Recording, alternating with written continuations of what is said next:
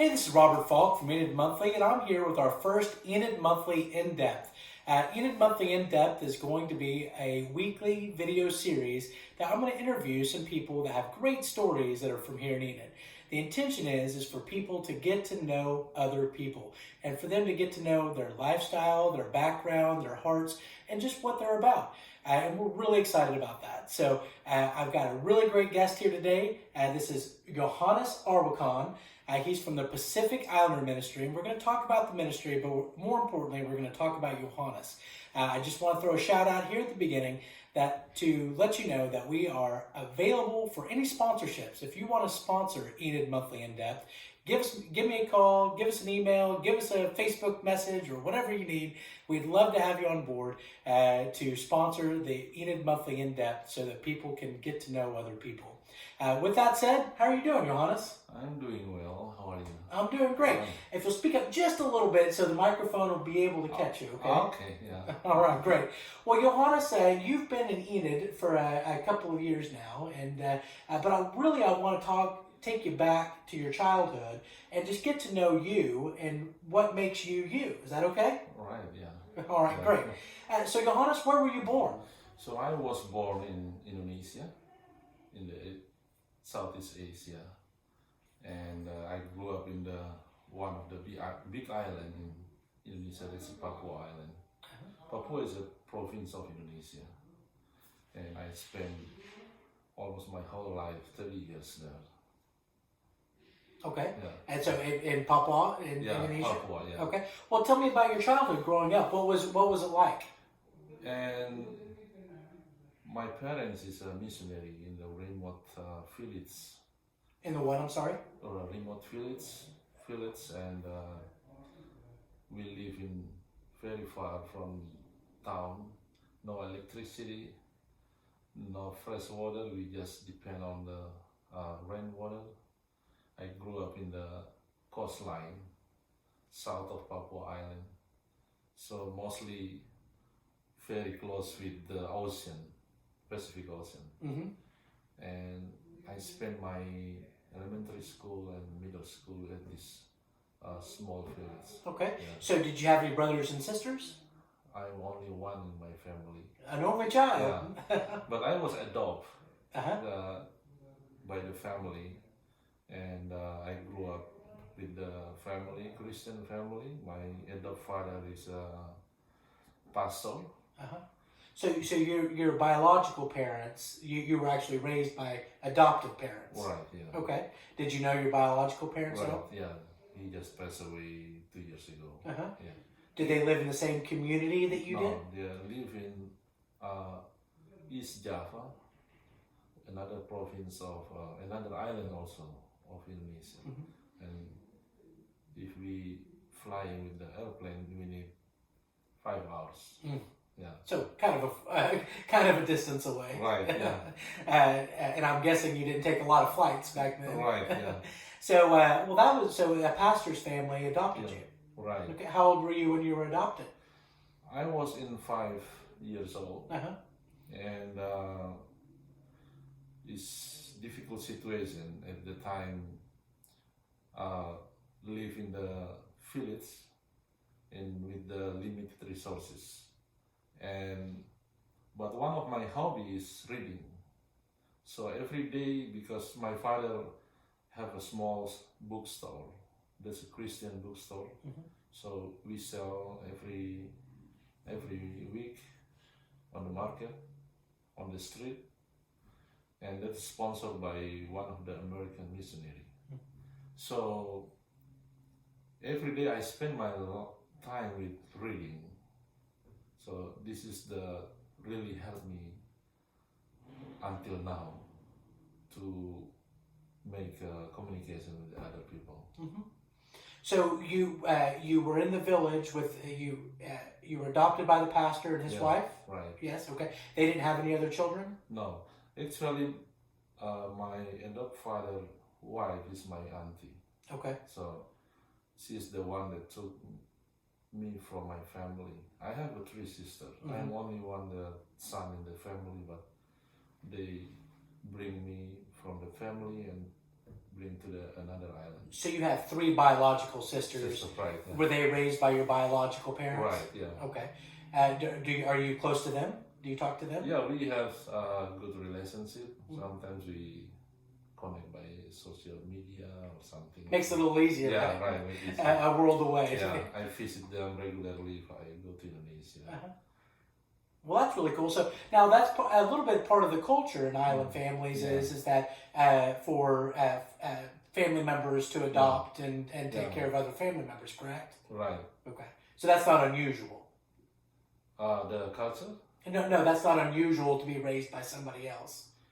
Right, but truly in our culture, the adoption process is not same in the United States. I see. So sometimes we not make official, just do as a family and that's all. Yeah, I understand. Right. Well, go. So, so you moved to the village when you were 5, and did you like it there? What was it like? You said no running water, that kind of thing, right? Yeah, and then my house is surrounded by mangrove forest, and there's like a rain forest. Sounds beautiful. Right, it's like Amazon River. Oh, yeah. So I spent about 6 years in the elementary school and 3 years in middle school at the village, and I moved to the capital of the Papua province. What in Papua? What's the major language, the main language that people speak? Papua have 150 different Oh, languages, wow. but we only use Indonesian language as a national language in formal, like in school, hospital, everywhere people speak Indonesian. Okay. Yeah. Does English, is it spoken very often at all? No, we learn English at middle school. In middle school. Is it required? Right. Yeah, it's a part of the lesson, and we continue to the high school. How many kids did you go to elementary school with? In one class? More than 20. It's like, but I attend the private school. That's a Catholic school. Oh, okay. Yeah, and plenty people. And I finished in 1991 from elementary, and 1994 from middle school, and I went to the high school. Okay. And they have a high school there in Papua? Yeah, we have high school in every region, like county. Is it a big high school, a little high school? Yeah, it's a big high school, and I moved to another city, not in the village, because we don't have a high school in the village. We need to go to like Oklahoma City. So I spent 3 years for high school. Well, how big is the city? What city was it? 3 times from Enid. I mean, 3 times of Enid. The size. Yeah. Okay, so fairly big city. Right. Okay. Yeah. And what was that city called? Jayapura. Jayapura. Jayapura. Yeah. Okay. And that was in Papua New Guinea. That's a Papua province. Oh, Papua. Papua is a province of Indonesia, and we are in the west side, and then east side is Papua New Guinea. Oh, I see. Okay. Yeah. So it's a different. Yeah, different country in one island. I see. So the island, was it very pretty? I mean, beaches and like. Oh, right. Yeah, and we have a beautiful place that's very famous in the world. We call Raja Ampat Islands. It's very beautiful. Many tourists from everywhere go there. But after high school, I went to university, and I graduated from agriculture. So I have a bachelor degree in agriculture. So when you say agriculture, right. Do you mean that the degree is about how to grow things? Right. Okay, all right. But I never worked in that field. What made you interested in going into agriculture? I focus on in the Latin names is phytopathology. It's like how to identify the disease of the plant. So when we have farming sometimes destroyed by disease. So our expertise try to identify and how to protect the plant or the crop every year. So that's the major. So what made you interested in that? Why did you decide you wanted to do that? Actually, I'm not interested in agriculture. That's my parents' dream. Yeah. I must be engineering of the agriculture. Did they? Were they interested in that themselves? Right, because this like a prestigious major at the time. If you can send your child to the university, that's a good one. But my heart is more like want to work with the people. It's like community development, how to encourage the people to get a better life, change their life, something like that. Well, you found the perfect job for that now, didn't you? Right, yeah. So good. Well, so you what was the university called? I don't know if you The State University of Papua. Okay. Yeah. Interesting. So in another town, in another city, this we call Manokwari. Okay, and is that an even larger city than the? No, it's same island. Same island. Same island, but different county. Yeah. And when did you graduate from university? In 2001. Okay. And how old are you now?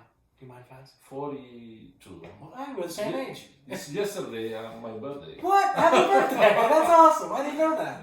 So, well, happy birthday, Johannes. Thank you. So, did you have a big celebration? Some Marcellus friends come to my house in the midnight and celebrate. And sing Okay. for me. Well, that's nice. There's another culture. Yeah. Yeah. Well, and we'll talk about it in a minute, but I know that you had a busy day yesterday too here. Right, yeah. Right, okay. Well, so you went to university, got an agriculture degree, decided you didn't really want to do that. Yeah. So what did you do after that? So I worked a couple of times in different fields. First time I worked with WWF, is Worldwide Fund for Nature. That's a non-profit organization to try to protect the biodiversity in the world.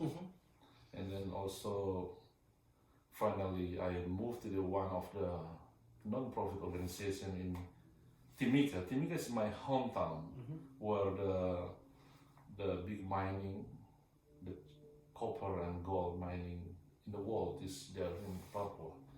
So I work under a company.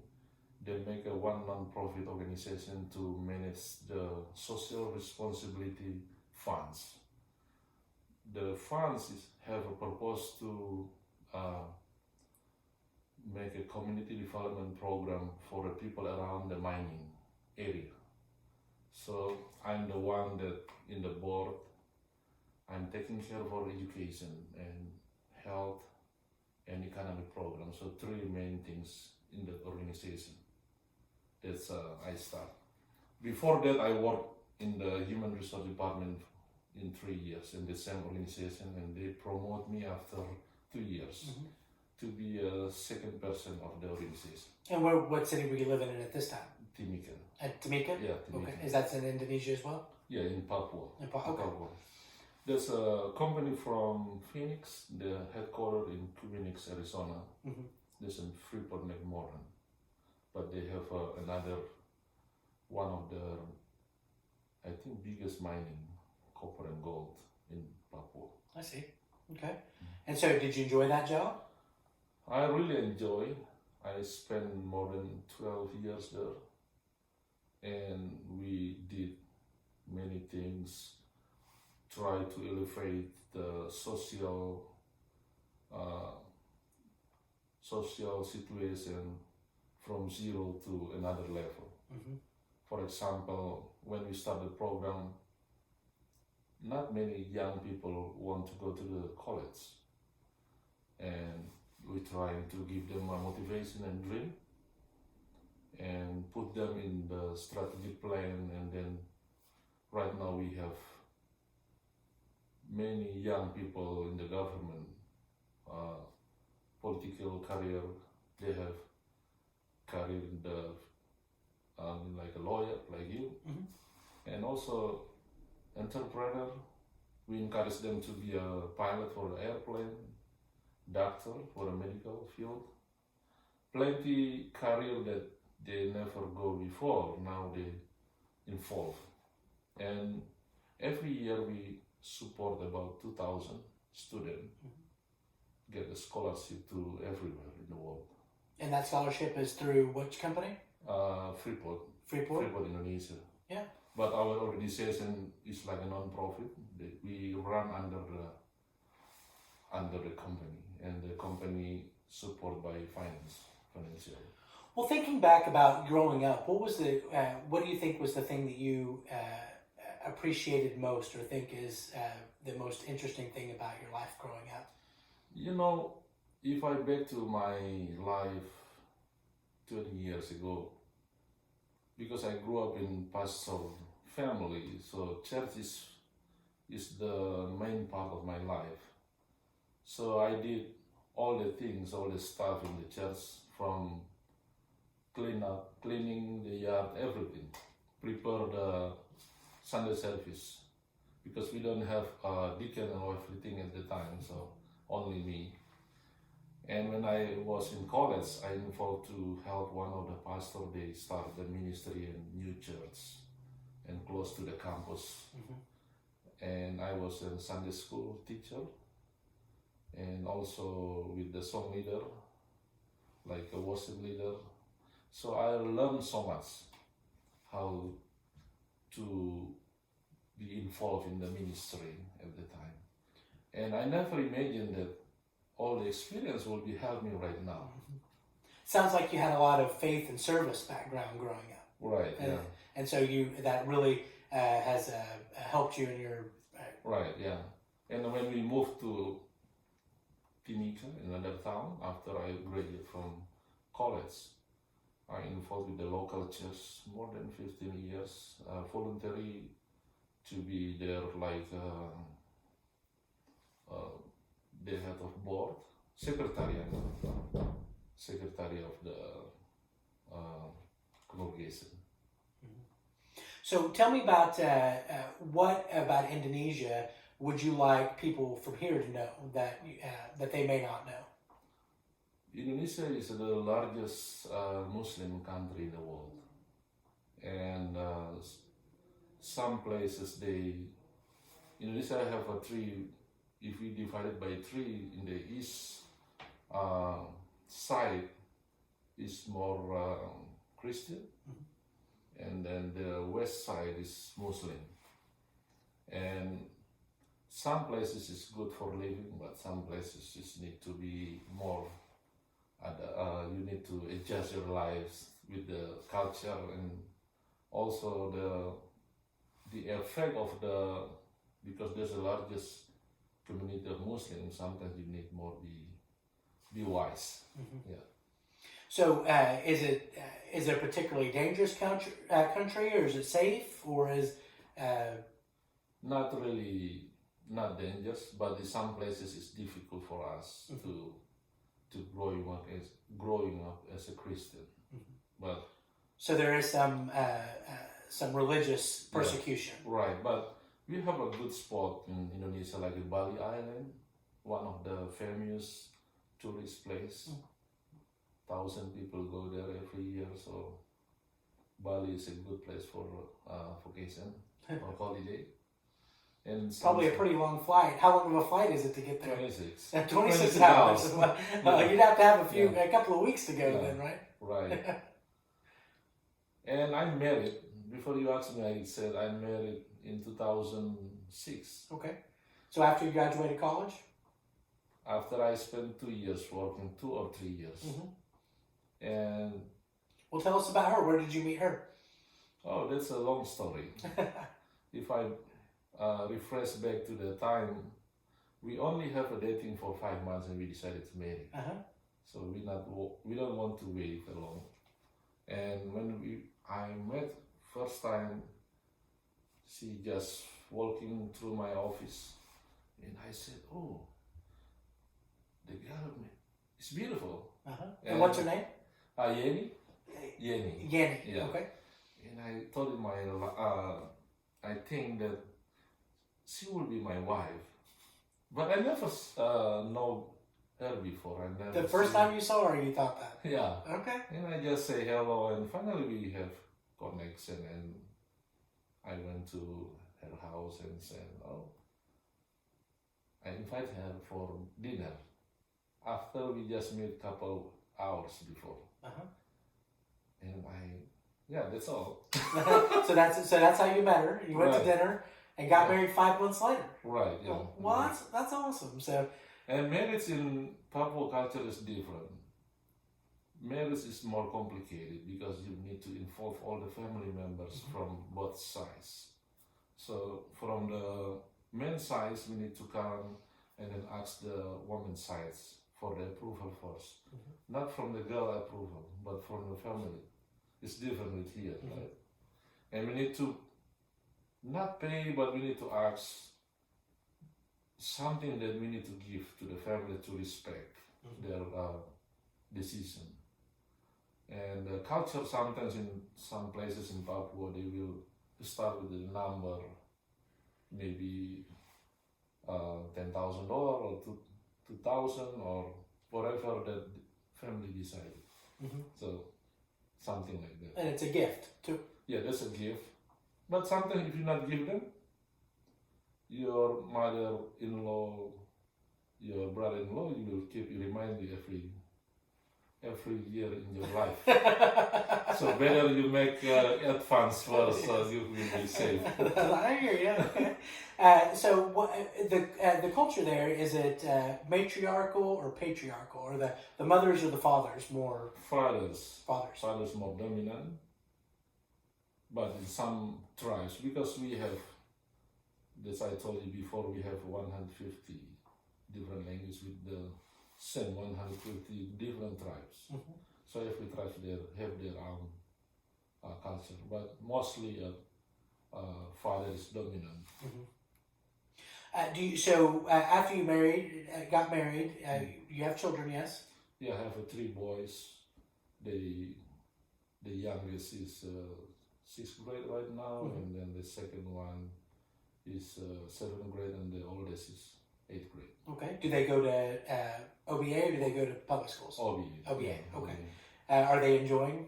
Yeah, they really thankful to the Lord because we can come back here, and then they love this country, Okay. especially in it. Well, really? Well, good. I'm glad to hear that. So you, so after y'all got married, you're still working. You said you worked for that company for about 12 years, Yeah, right? right. Okay. And then when did you stop working for them? In 2015, I feel like I need to stop for a while from the existing job because it's really busy at the time. I was travel almost maybe every week to some everywhere. I have a schedule. I go to abroad, some countries to make an agreement with the university in China, Germany, France, and in the Netherlands, Singapore. Some countries that needs really took my time with the family. I flew from capital of Indonesia, Jakarta, to Papua almost every week. So I really don't have time and also with the ministry. So I decided to resign in December 2015, and they received my resign on March 2016. So you just said that you didn't have time for your ministry. What was your ministry at the time that you were doing? I was to be a secretary of the congregation in the local church, but the main reason is a family reason, because my family lived in Jakarta for 5 years recently, because situation in Papua is not really comfortable. It's not really safe because too many conflicts there. So I moved my family to Jakarta and I live in Timika and work. But at the weekend I must fly for 5 hours to Jakarta and come back on Monday. So every week like that. So I decided to stop, and then. And you had 3 young children at the time. Right, yeah. And that's a good life, I think, and good salary at the company at the time, but we decided to stop.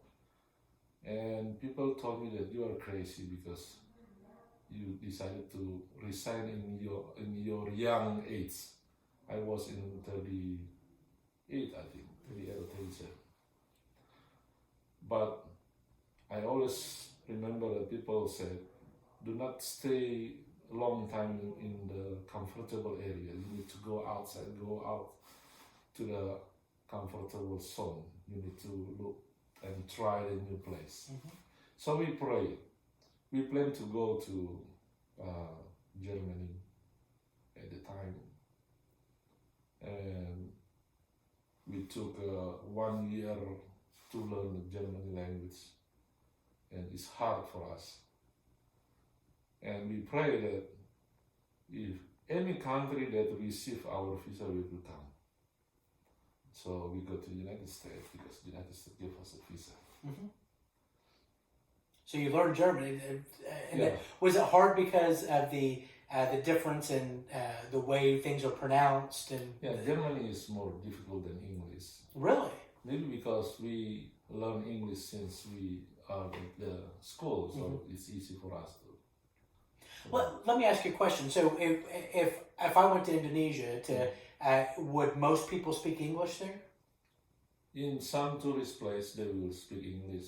Even the other country, they can speak French, they can speak Italian. So, but if you go to some places that doesn't have a tourist, nobody speak English. Everybody speak Indonesian. And they don't, because they don't learn it in school in the smaller places? Right. Except you go to hotel or some public place. I see. They have people that can speak English.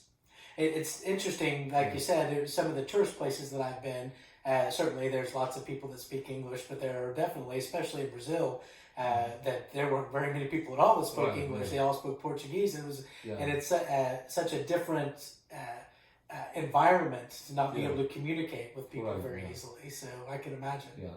So tell me about, so you went to Germany and you got your visa. You landed a visa for the United States. Yes, and we just come to the United States for visit, not really attend to. Where did you come? I went to Los Angeles and just like Enid, right? yeah. And then we have one friends here that live in Enid, and they invite us to come and visit them because I have a 6-month visa for stay, and then after that we can go back. So the people that you knew here in Enid, are they Indonesian as well?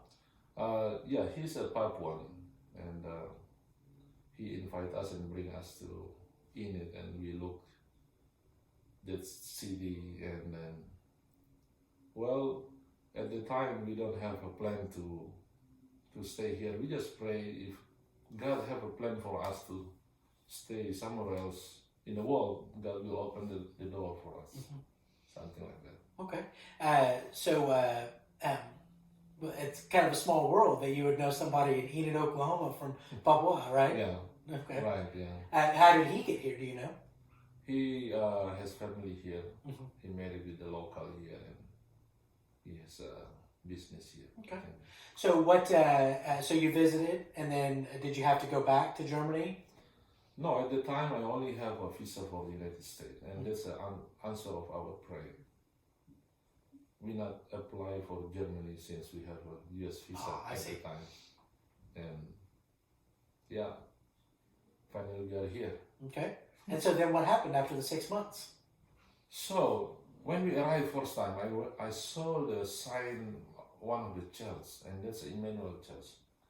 They said that we provide a free English class, like today we provide for Marsalis also. And I told to my friend, oh, I'm interested to go to improve my English. And he said, oh, yeah, someday you can go there, but I'm not recommend for you because there's a big church and maybe they are busy with everything. So after 1 month, finally we go to the English class first time, and we enjoy with the class. And who taught the class? Do you remember? Yeah, I met with Cliff and Mona Lowen at the time. Okay. Yeah. they are a tutor, and they were really interested with my story, and we come for fun. And 1 week after that, we went to first Sunday service. Before it's 8 a.m. in the morning, and we met Pastor Wade. Yeah. Okay.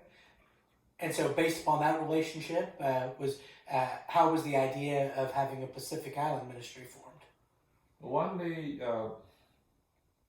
Mona and Olawen have what we call relationship with the Pacific community in Enid, and then she told me, we have a meeting with some friends here, if you can come and listen what we talking about. So I attend the meeting, and then I make some notes about the problem. And after that, I send by email the notes of meeting, and she really interested. He said, this is the idea that we needed, people like you.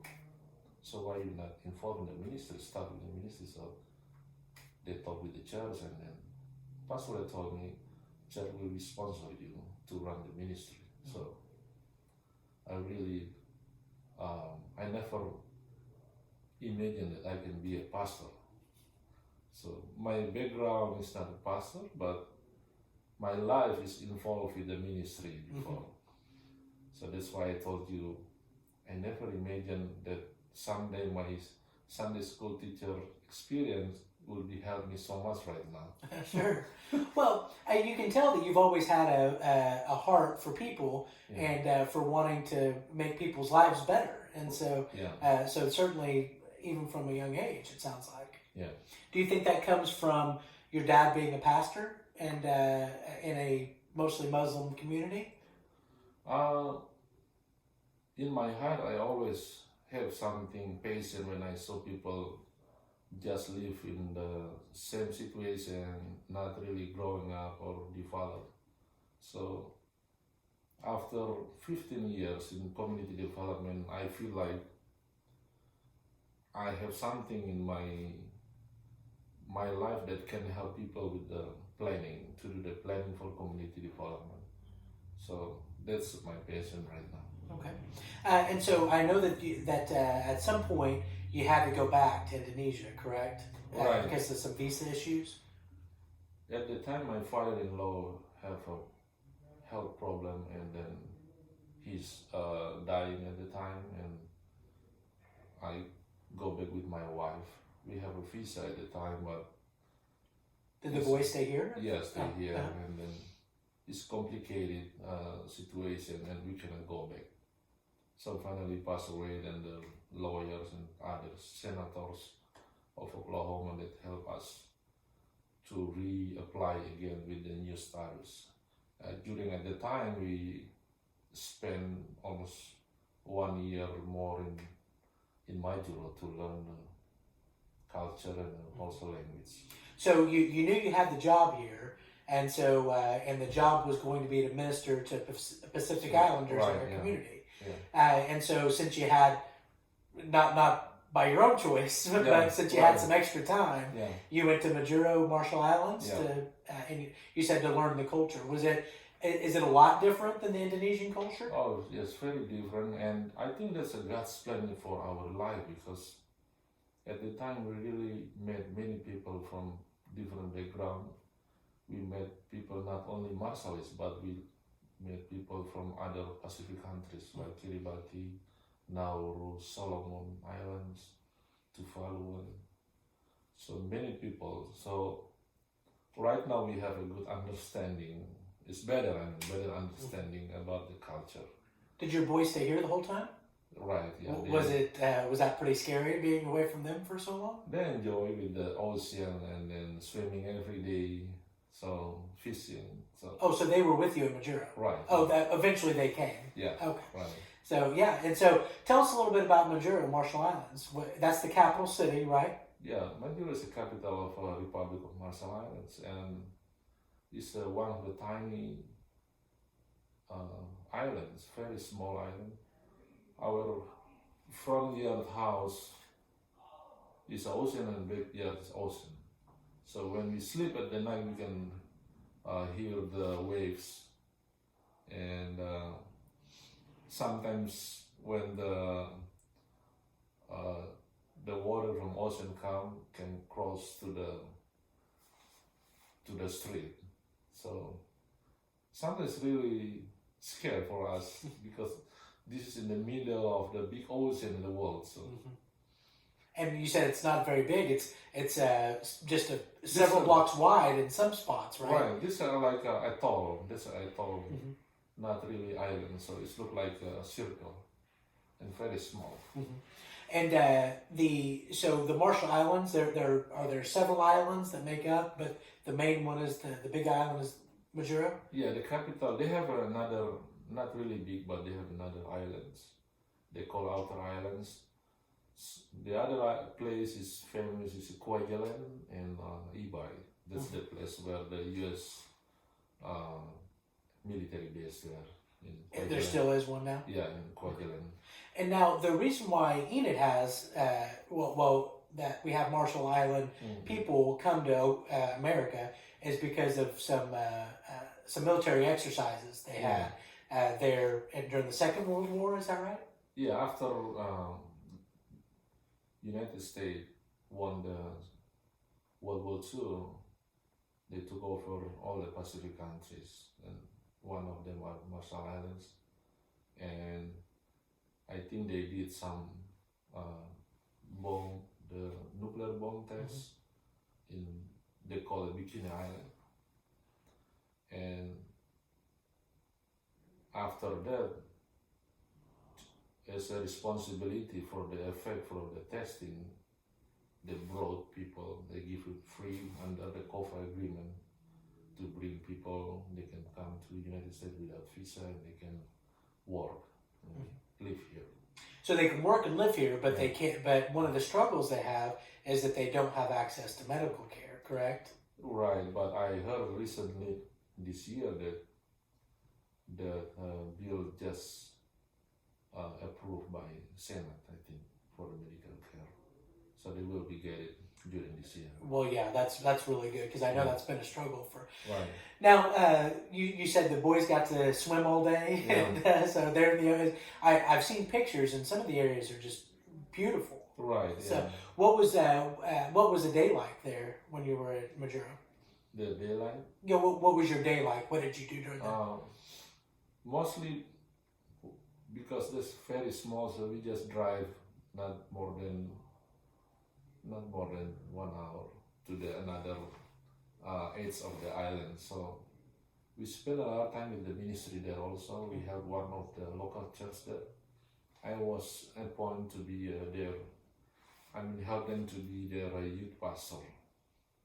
And I trying to do something like environmental awareness. We encourage people to not throwing the garbage to the ocean. We collect them, we scale to know how many garbage that we throw into the ocean, because we need to keep the ocean clean. That's one of the life resources. So something that have fun with them. And especially there because they depend on the ocean for their livelihood, right? Yeah. So we do the ministry every Friday for the youth. We have a Bible learning, Bible study, and also I make some funds like Bible competition. I let them learn from one of the chapter. We provide a small gift. Everybody happy. Second place Bible drill right here in 5th grade. So, oh, really? That's right. So you spent about a year there before you were able to come back. Is right, that right? Yeah. Okay. Did you learn Marshallese? Yeah, I have intensive class every week.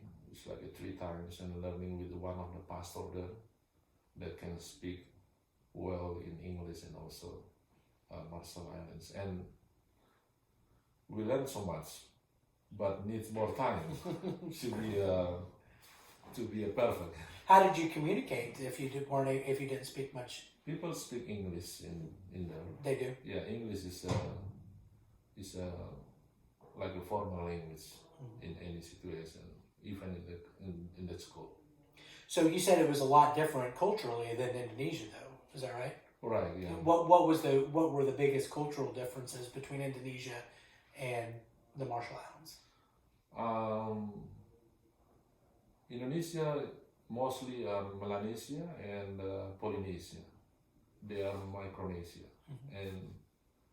and I think how to live, how to, for example, for the big things that I learned and I found is like a funeral. Funeral is very important for the Marshallese community. They can spend 3 days to prepare everything good. We need to change the gravels around the house in the island. We paint all the furniture. If we can change the chairs also. Everything is like a new and good before we start with the funeral. So that's, and then one thing, the government not own the land. The land is owned by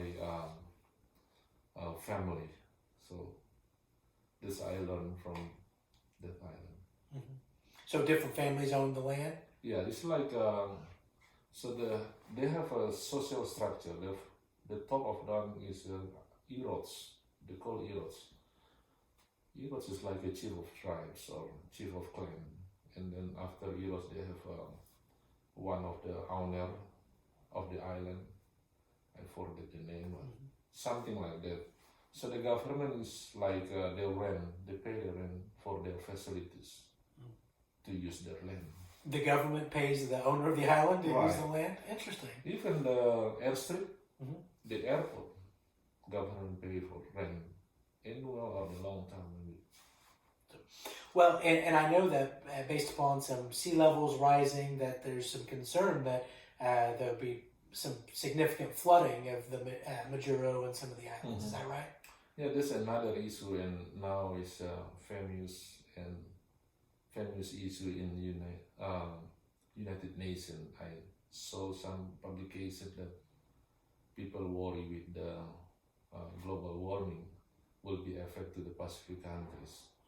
And we can saw from the air when we fly with the airplane that some spot from island is like full of the water.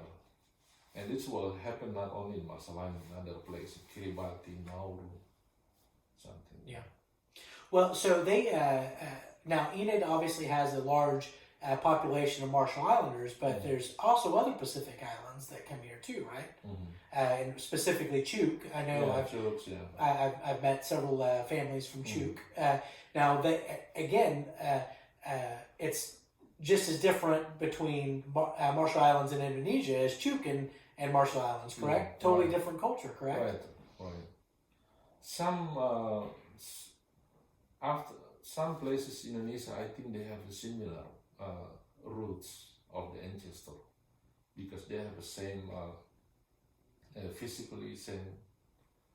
And when I read one of the former president of the Federation of Micronesia, his ancestor is from Indonesia, some island in Indonesia because there's Melanesian.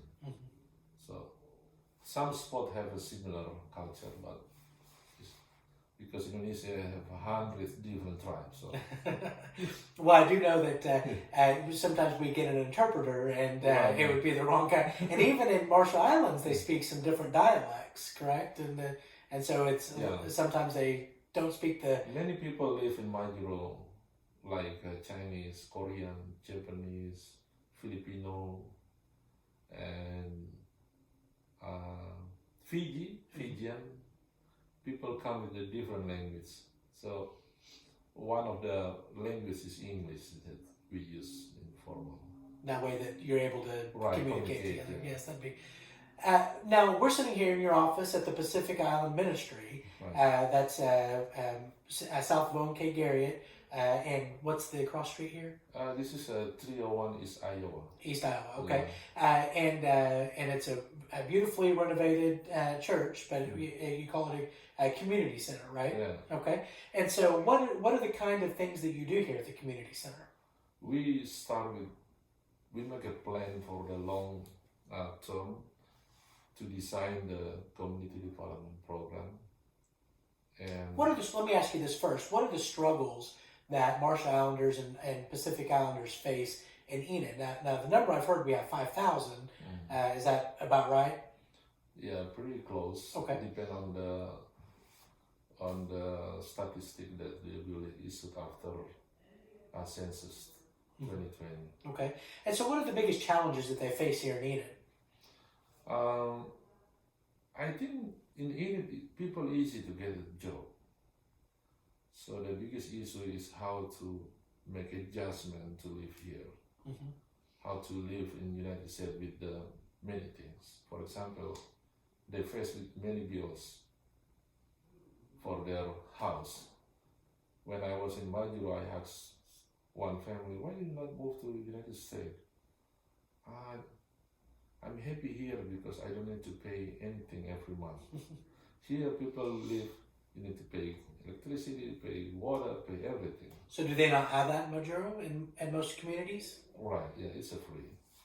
So, But they do have electricity? yeah, right. Okay. Only electricity they pay. But in outer islands, the small islands, they don't need.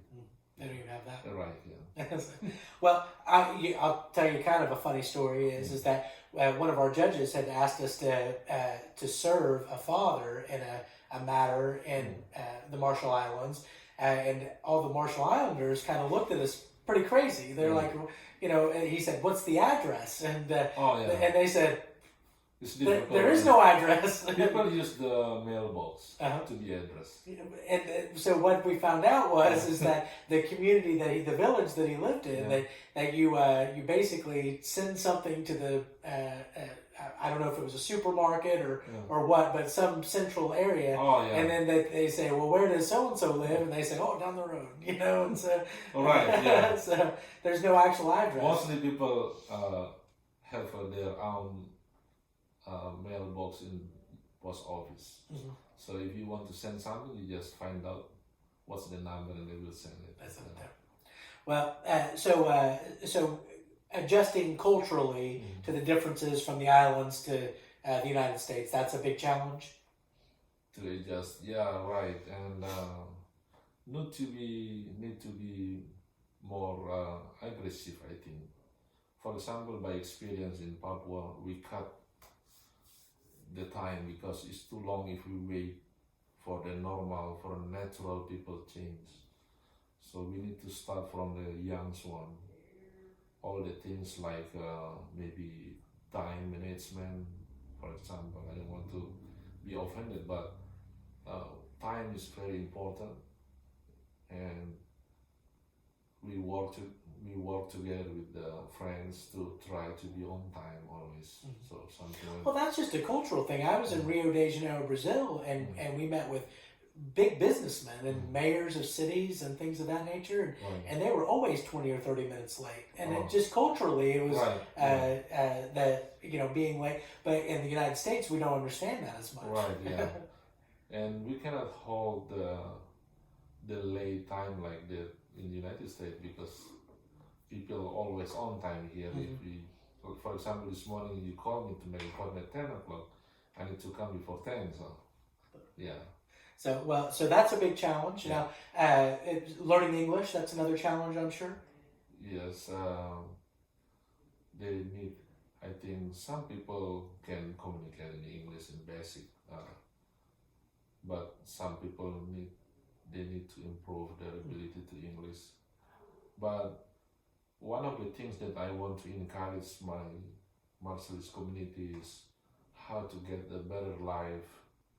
I always tell to the parents and the young one when we have a birthday party, I said, you must always encourage your children to not live, to get a better life than your parents.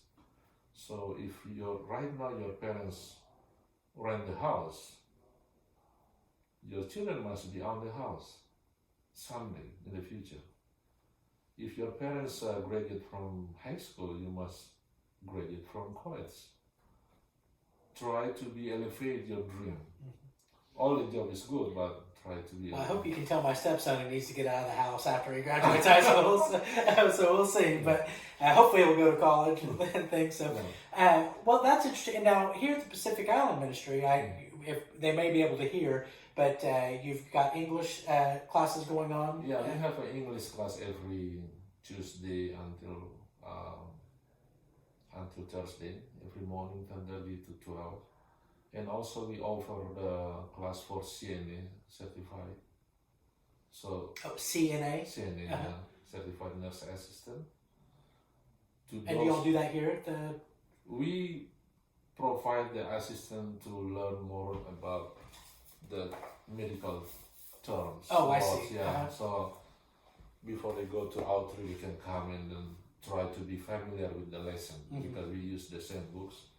And after that way that they don't have as much challenges with the language and the differences. Right, yeah. That's really cool. Because to be certified, they need to finish the book and then finish the 72 hours in outreach.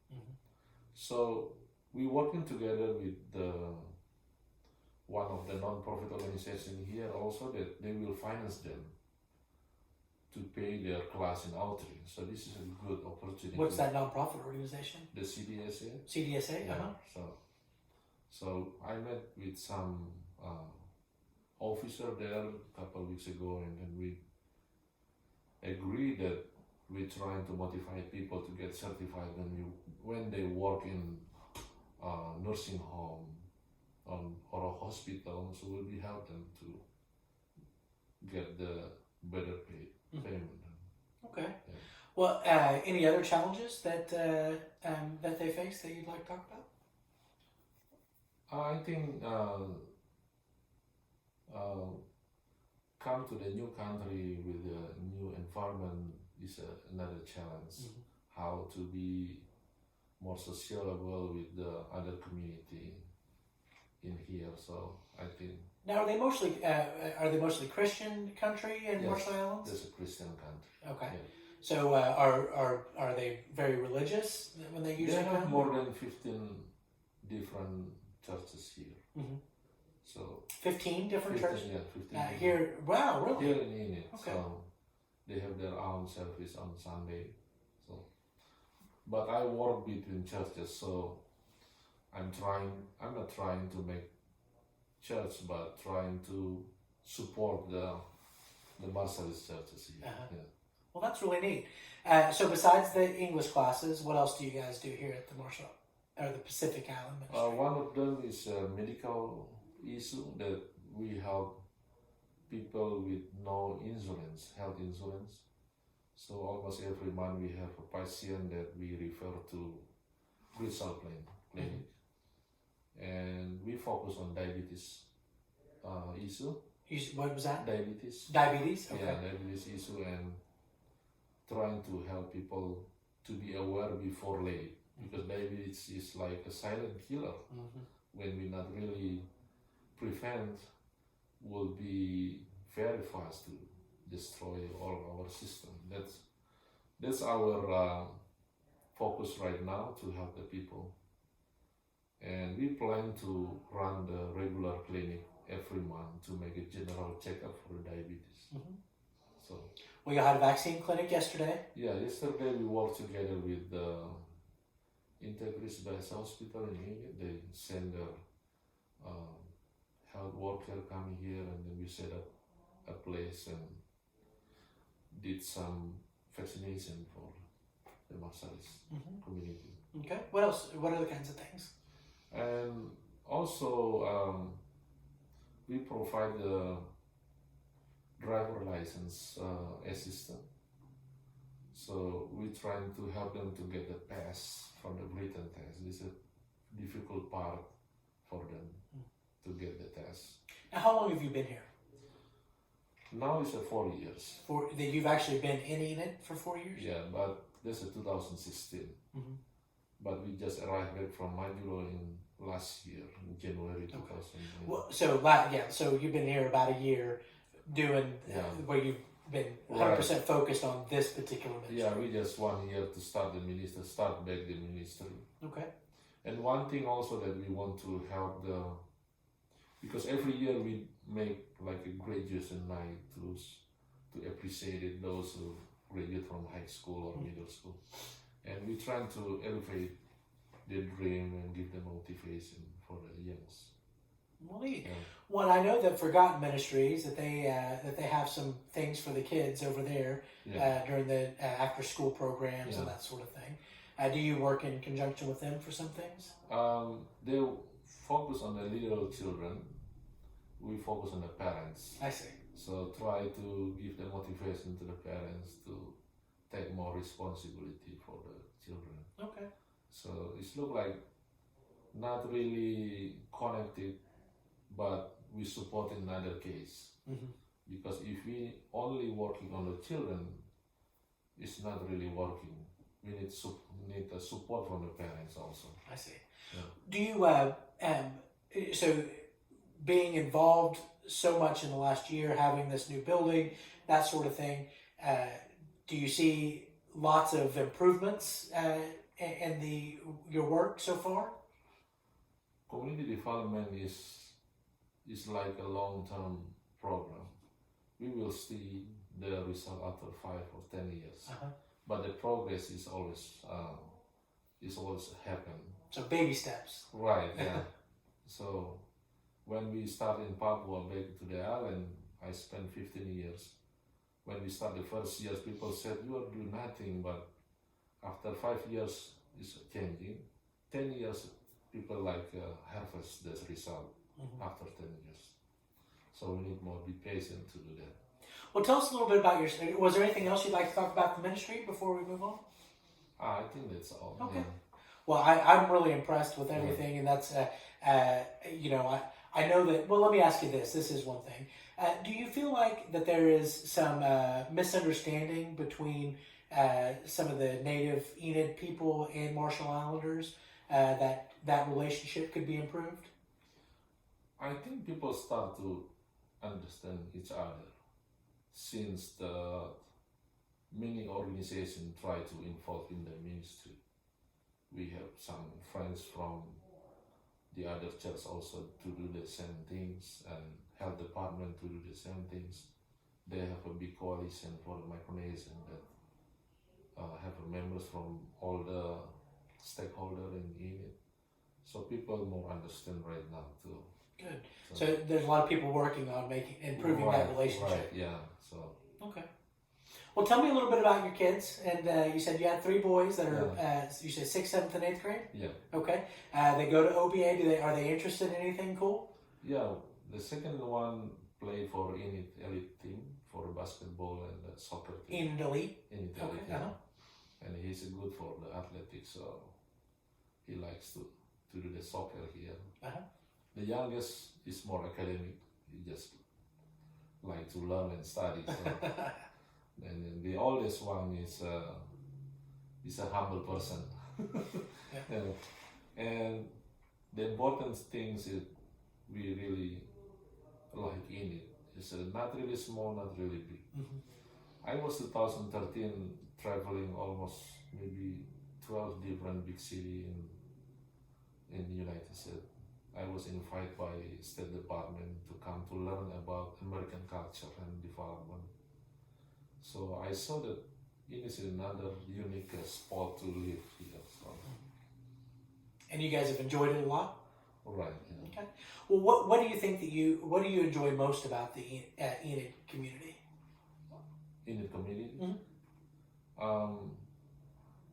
Because I come from the other countries, people here mostly they understand when we communicate with the what we call alien. It look like we can call us like immigrant, and people understand, and I never met people offended with us, so it's friendly and welcome. Friendly and welcoming. Yeah. Well, that's good. I could definitely see that for Enid, friendly and welcoming, mostly. So, yeah. Well, good. Well, what could people do if they wanted to help your ministry? What can they do to help you out? They can come and see what we do and then decide what they feel.